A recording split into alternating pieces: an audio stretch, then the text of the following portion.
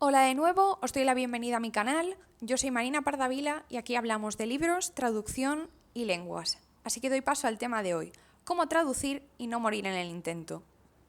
Me voy a remontar a septiembre de 2022, que fue justo cuando comencé el máster de traducción editorial que acabo de terminar aquí, en la Universidad de Murcia, donde estoy ahora mismo y me estoy muriendo de calor, por cierto.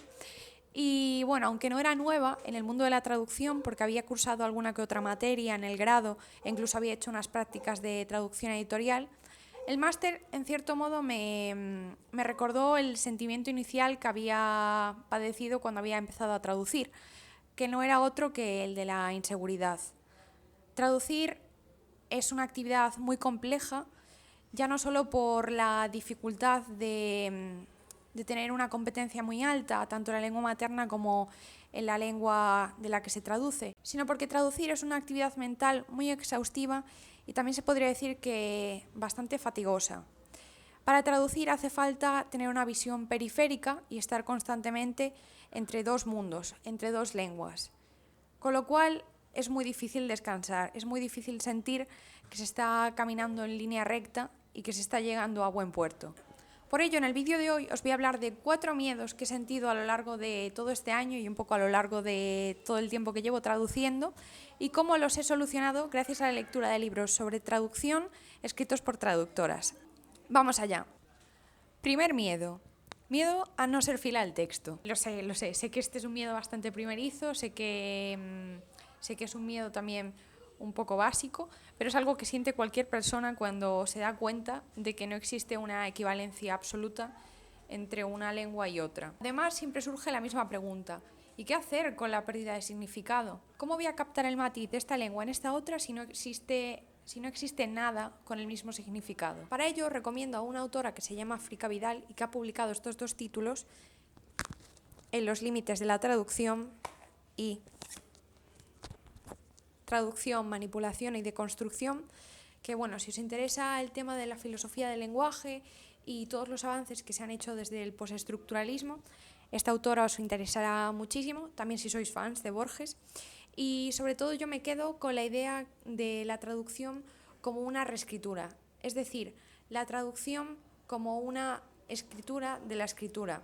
Por lo tanto, la idea de copia, la idea de repetición que solemos tener en la cabeza, una mímesis perfecta, no existe en la traducción. No se puede nunca hablar de una copia perfecta. Y esto es un alivio, ¿verdad? Segundo miedo.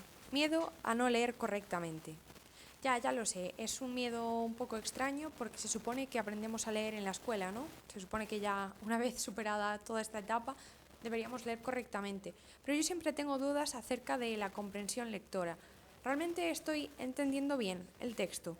Al final la traducción es la lectura más exigente y ya no solo que nos encontremos con expresiones extrañas o quizás con un registro o un tono que sea difícil de captar. Todo esto es algo que se tiene que resolver en el propio proceso de lectura y es difícil saber si se está acertando o no. También en su libro En los límites de la traducción, Frica Vidal habla de este tema, dice que el significante no es algo denotativo, sino que es algo connotativo. Por lo tanto, existen tantas interpretaciones como lectores haya. También habla de esto en su libro Nuria Barrios, que anda por aquí el libro, y hay un capítulo que lo dedica a hablar sobre cómo fue la traducción de Joyce. Joyce es un autor que ya cuenta con otras traducciones previas y ella se detiene en la primera oración del relato que está traduciendo, justo en el comienzo, y se da cuenta de que en una oración que parece muy sencilla en inglés, cuando se traduce al español existen muchísimas interpretaciones, cada una distinta, es decir, cada una viene de una lectura que se ha hecho de forma particular del texto. Me gusta sobre todo este libro de Nuria Barrios para hablar del miedo que se siente a la lectura, porque establece una contradicción entre lo alterable y lo inalterable. Es decir, cuando se está leyendo hay algo quizás en la esencia que permanece inalterable, pero que cada persona que lo lee puede cambiarlo. Es decir, que la forma es variable. Así que realmente traducir no debería dar tanto miedo. Tercer miedo. Miedo a traducir una obra que ya ha sido traducida previamente.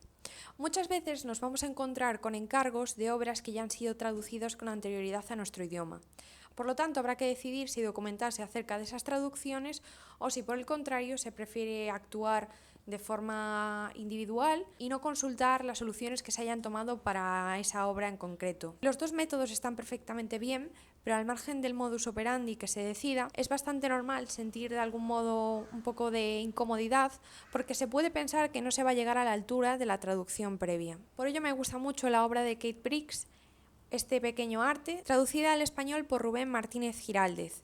En esta obra, un poco a caballo entre un diario, una novela autobiográfica, la autora habla sobre cómo fue su proceso de traducción de Barthes, que es un filósofo que al final ya había sido traducido anteriormente al inglés en su caso y que ella tenía que volver a traducir. También me gustó que introdujese por el medio algunas obras que ya habían también tenido alguna que otra traducción, por ejemplo en su caso La montaña mágica de Thomas Mann, que ella como lectora ya había leído por primera vez de la mano de una traductora en el siglo XIX, pero que en el siglo XX tuvo otra traducción bastante distinta a la primera y que provocó bastante polémica entre los círculos de traducción.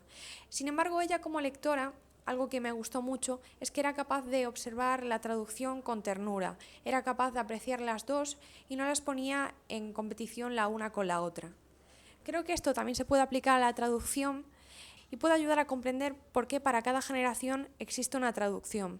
No es que una traducción del siglo XXI vaya a ser peor que una traducción de 1950 y viceversa, sino que el lenguaje cambia y la sociedad también cambia. También es importante tener en cuenta que la traducción transmite una ideología, así que la ideología no tiene por qué ser la misma en 1824 que en 2021, por ejemplo. Por lo tanto, yo quiero pensar que las traducciones existen en diálogo y que no se deben de entender como competidoras entre sí, sino como parte de un sistema literario. Cuarto miedo. Miedo a cometer un error. Errar es humano, eso dicen, pero en el campo de la traducción quizás no tanto. Se sabe que en la traducción existe un alto número de perfeccionistas, es así. Pero cometer un error en ese caso ya no es simplemente que algo haya salido mal, sino que se puede convertir incluso en un martirio, en un calvario para la persona y se puede llegar incluso a pensar en tirar la toalla, porque ¿para qué seguir haciendo algo si nunca se hace del todo bien? Me gusta mucho el foco que ponen Barrios y Briggs en la traducción como una actividad colaborativa, porque al final traducir es un trabajo que se hace en soledad la mayor parte de las veces, pero es un trabajo que también se hace en conversación. Muchas personas participan en este proceso y por ese motivo, aunque sí que deberíamos aspirar a hacer el mejor trabajo posible, creo que también podemos tener cierta tranquilidad sabiendo que contamos con un apoyo y que esa conversación que se lleva a cabo desde el primer borrador hasta la publicación final puede ser un trabajo muy enriquecedor que nos ayuda a seguir mejorando a lo largo de nuestra carrera. Así que no deberíamos sentir miedo, sino que deberíamos aprender a confiar más en nosotras y en el equipo con el que trabajamos. Si os ha gustado este vídeo, no os olvidéis de suscribiros y por favor, dadle a like. Nos vemos en el siguiente vídeo, pero antes de nada, me gustaría saber si habéis sentido alguna vez alguno de estos miedos y cómo los habéis resuelto. Os espero en la sección de comentarios. ¡Nos vemos! ¡Chao, chao!